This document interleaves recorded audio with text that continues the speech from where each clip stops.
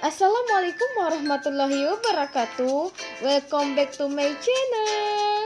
Perkenalkan, nama saya Halimatus Syadiah dari mahasiswi Universitas Sriwijaya, Fakultas Keguruan dan Ilmu Pendidikan, Program Studi Pendidikan Guru, Pendidikan Anak Usia Dini.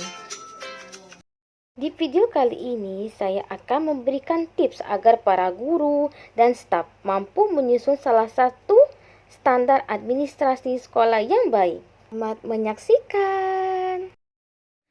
Administrasi sekolah adalah suatu proses keseluruhan kegiatan yang berupa merencanakan, mengatur, melaksanakan, dan mengendalikan semua urusan sekolah untuk mencapai tujuan pendidikan dan pengajaran di sekolah. Secara lebih spesifik, administrasi sekolah berfungsi: pertama, memberi arah dalam penyelenggaraan pendidikan di sekolah; dua, memberikan umpan balik bagi perbaikan proses dan hasil pendidikan di sekolah; meningkatkan mutu penyelenggaraan administrasi sekolah; selanjutnya, menunjang tercapainya tujuan atau program sekolah secara efektif dan efisien. Jenis administrasi yang sesuai dengan 8 standar nasional pendidikan yaitu: pertama, administrasi standar isi; yang kedua, administrasi standar proses; yang ketiga, administrasi standar kompetisi lulusan; yang keempat, administrasi standar penilaian.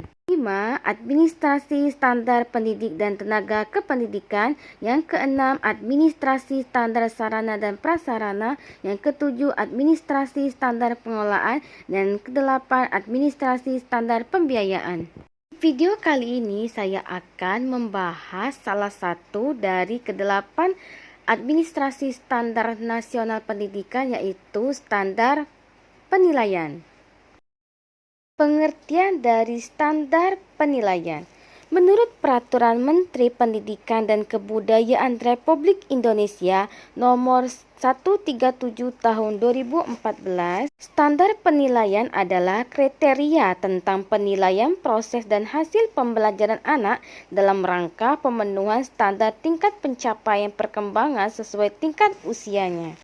Penilaian proses dan hasil pembelajaran anak mencakup: pertama, prinsip penilaian; dua, teknik dan instrumen penilaian; tiga, pelaksanaan penilaian; yang keempat, pelaporan hasil penilaian.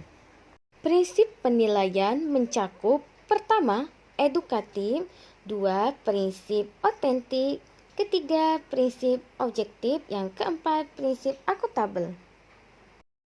Prinsip edukatif merupakan penilaian yang mendorong anak meraih capaian perkembangan yang optimal. Prinsip otentik merupakan penilaian yang berorientasi pada kegiatan belajar dan hasil belajar yang mencerminkan kemampuan anak. Prinsip objektif merupakan penilaian yang didasarkan pada indikator capaian perkembangan serta bebas dari pengaruh subjektivitas penilai dan yang dinilai. Prinsip akuntabel. Prinsip akuntabel merupakan pelaksanaan penilaian sesuai dengan prosedur dan kriteria yang jelas serta ditetapkan pada awal pembelajaran. Pembahasan yang selanjutnya adalah teknik dan instrumen penilaian. Teknik penilaian sesuai dengan tingkat pencapaian perkembangan anak, dan instrumen penilaian terdiri dari: guru melakukan pengamatan, penugasan, pencatatan anekdot dan laporan orang tua, dan dokumentasi hasil karya anak, hingga orang tua bisa mengetahui dari perkembangan di sekolahnya.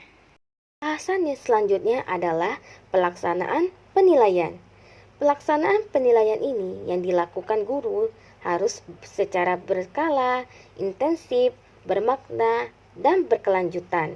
Tips yang kedua, guru melakukan pengamatan dilakukan pada saat anak melakukan aktivitas sepanjang hari, sehingga guru bisa mengetahui aktivitas anak sepanjang hari di sekolah itu.